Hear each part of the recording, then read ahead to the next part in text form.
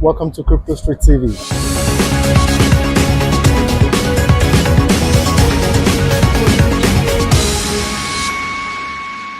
May we know you? My name is Mary Imasuen. Okay. I'm a dev and I'm a lawyer. Wow. Yeah. Wow. So, are you from this state? No, I'm not from Ghana. I actually come from Nigeria. Wow. So, we're all the way from Nigeria. Wow. So, how do you see the Africa Bitcoin conference and what is the hope for Africa in the crypto space? Well, so far so good. I like how the conference was organized. I enjoyed the panels, and I think that so far it's being great and enlightening. It was nice hearing different perspectives on different areas of Bitcoin, of the big Bitcoin ecosystem. So yeah, I think that the conference is great. Then, as per your second question about like um, how like things that Africa can learn, right, from like crypto and everything. I think that the major takeaway would be trying to understand how something like Bitcoin can help everyday life. So it's more or less like trying to find where our own place as Africans is in Bitcoin. Yeah. Because obviously, how everybody uses Bitcoin is different, and Yeah. how we use Bitcoin is going to be different too. And so the main thing is being self aware Yeah. and trying to understand what we could use Bitcoin to do better, like to improve in our lives. Okay, there are some people out there, especially in Africa, the concept of cryptocurrency or Bitcoin, they're afraid of cryptocurrency or Bitcoin. What do you have to say to them?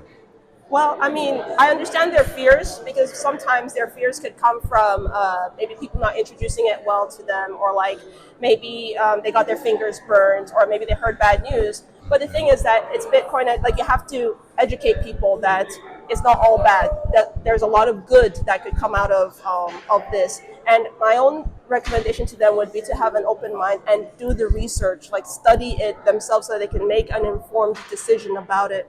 Because most times, a lot of the decisions that are being made, or the opinions that are being formed about the space, Yeah. it's mostly as a result of people saying other stuff that they don't go back and like verify for themselves. Like if somebody says, "Oh, cryptocurrency or Bitcoin is bad," right? Some people just accept it hook, line, and sinker and say, "Oh, it is bad." But instead of just forming an opinion based on what another person said, I would say that one should encourage them to also look into it themselves and see Yeah. for themselves, you know, like if it is good or bad. Like let them decide. Yeah. Let them decide. So that's where Bitcoin education comes in.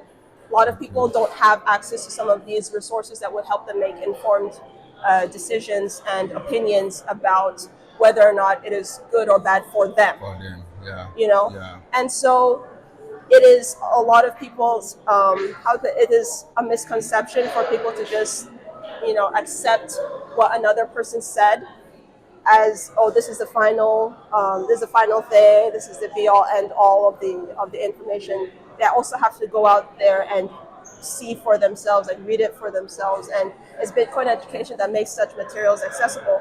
It's people that have broken down the information simply in a way that they could understand, that also would help these people make better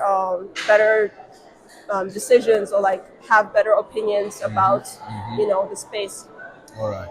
Thank you so much. The last question is, in the next year, where do you see Africa in the crypto space? Okay, well, so far there's a lot of interest when it comes to development. So as you see, like there are lots of software engineers coming up from this part of the world, and there are a lot of people who are aspiring to also make an impact in the space. And one of the easiest ways of doing that is also finding a community. And when you look at it, the Bitcoin community, they tend to be very like warm and welcoming and very like open. Yeah. So I feel that in the coming years, we're probably going to be seeing a lot of improvement in that area. Maybe like there'll be quite a lot of contributions in development, especially because like you have lots of different programs that are trying to encourage people and harness these talents, Yeah. because these are talents. Like there are people who are able to do, interesting things, but you can also channel those interesting things towards, like the Bitcoin space. Like you Yeah. have a lot of software engineers, they're able to do a lot and build a lot, but you can channel their talents to the Bitcoin space. So I'm really thinking that in the coming years, we're going to see more interaction with it, because obviously more people are hearing about Bitcoin. They're getting curious.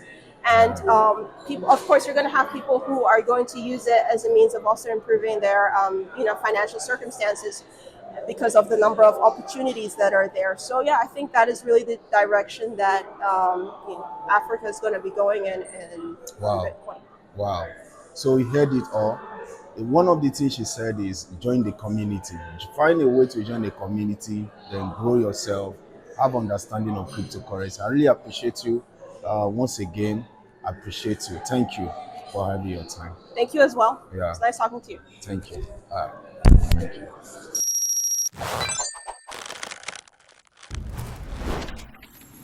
Ho, ho, ho!